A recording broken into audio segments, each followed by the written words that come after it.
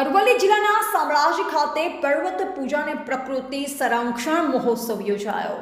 પર્વત પૂજા અને પ્રકૃતિ સંરક્ષણ મહોત્સવનું આયોજન કરવામાં આવ્યું હતું। આ કાર્યક્રમમાં માનનીય વન અને પર્યાવરણ, આબોહવા પરિવર્તન તથા વિજ્ઞાન પ્રૌદ્યોગિકી કેબિનેટ કક્ષાના મંત્રી શ્રી અર્જુનભાઈ મોઢવાડિયાના હસ્તે પર્વત પૂજા કરવામાં આવી।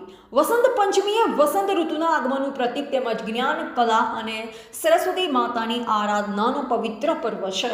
આ દિવસે પ્રકૃતિના સૌંદર્યની સાથે પર્વતો, વન અને પર્યાવરણનું સંરક્ષણ કરવાનું મહત્વ વધુ ઉજાગર થાય છે। પર્વત પૂજા એ પ્રાચીન ભારતીય પરંપરા છે। કાર્યક્રમના અધ્યક્ષ અને માનનીય મંત્રી શ્રી અર્જુનભાઈ મોઢવાડિયાએ કાર્યક્રમમાં જણાવ્યું કે પ્રકૃતિ આપણું જીવન છે અને તેનું સંરક્ષણ આપણી પ્રથમ ફરજ છે। વસંત પંચમી જેવા પવિત્ર અવસરે પર્વત પૂજા દ્વારા આપણે પ્રકૃતિ પ્રત્યેની કૃતજ્ઞતા વ્યક્ત કરીએ છીએ। આજના પાવન અવસરે જ્યારે આપણે પ્રકૃતિ અને વન સંસ્કૃતિની વાત કરીએ ત્યારે મને અત્યંત આનંદ થાય છે કે આપણે સૌ એકઠા થયા મહત્વપૂર્ણ વિષય પર વિચાર કરી રહ્યા છીએ। વિશ્વમાં જો કોઈ જગ્યાએ પહેલી સંસ્કૃતિ ઊભી થઈ હોય તો છે વનની સંસ્કૃતિ। આ વન સંસ્કૃતિમાંથી જ અનેક સંસ્કૃતિઓનો જન્મ થયો છે અને વનની સંસ્કૃતિ એટલે જ આદિવાસીઓની સંસ્કૃતિ। અનેક મુશ્કેલીઓ અને પડકારો છતાં આ સંસ્કૃતિ અડીખમ ઊભી રહી છે। આજે આ પાવન અવસરે આ વન સંસ્કૃતિનો આભાર માનીએ છીએ, કારણ કે આ વન સંસ્કૃતિ જ્યાં સુધી અસ્તિત્વમાં છે ત્યાં સુધી આપણે સુરક્ષિત છીએ। આપણે તમામ એક થઈ આ સંસ્કૃતિ અને વન સંસ્કૃતિને બચાવવાની છે અને તેની સુરક્ષા કરવાની છે। આપણા વડાપ્રધાન શ્રીના અમૂલ્ય વિચારોને માર્ગદર્શનથી એક પેડ માં કે નામ અભિયાન અંતર્ગત 10 કરોડ 50 લાખ રોપા વાવવાનું કાર્ય થઈ રહ્યું છે। ઉપરાંત અન્ય યોજના દ્વારા જંગલને બચાવવા માટે તમામ પ્રયત્ન કરવામાં આવી રહ્યા છે।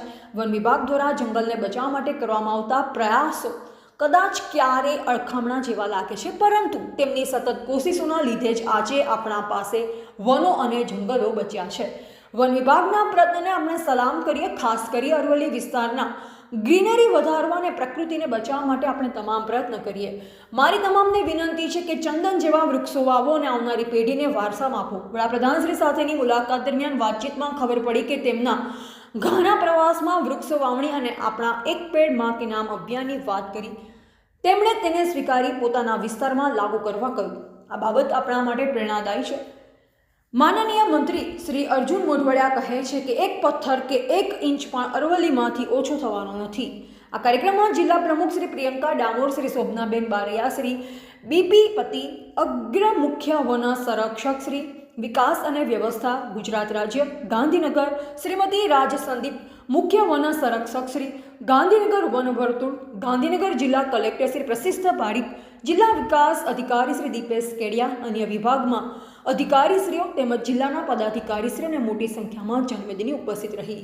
રિપોર્ટર કનુ કરણવાળન, અરવલ્લી, મોડાસા।